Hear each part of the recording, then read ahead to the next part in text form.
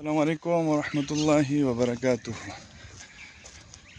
د سهار لمونځ چې وکړي که نه، او د لمانځه نه بعد بیا د واک له راوځي، څه عجیبه غونده کې مزه وي او څه عجیبه غونده کې خوني، خو دا په نیت باندې ډیپینډ کوي چې ته واک کښې نو ستا د واک نیت څه دی، څه دپاره یې کښې.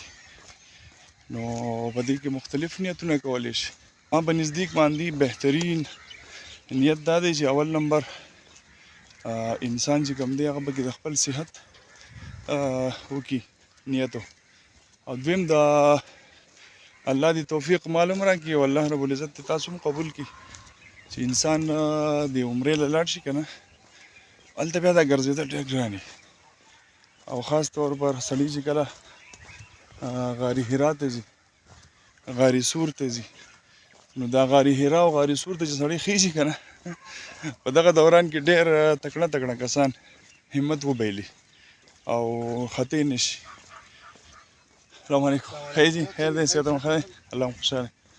نو هلته بیا مسله دا وي چې د انسان هغه ترتیب نه برابر، سټریم لاین نه برابر، نو دی بیا نه په غار حرا ته ختې شي او نه غار سور ته ختې شي.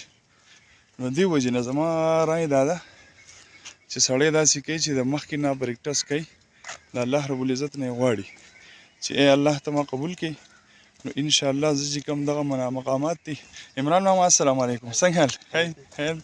نو چې دغه کوم مقامات دي که نه انشاءالله، نو چې لاړ شو نو غار حرا ته هم خیږو او غار سور ته هم انشاءالله خیږو، او دغه مقدس مقامات به وینو انشاءالله.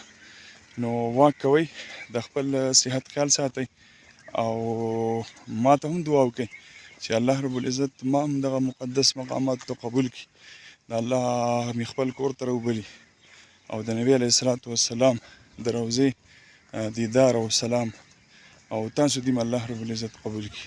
السلام علیکم ورحمت الله وبرکاته.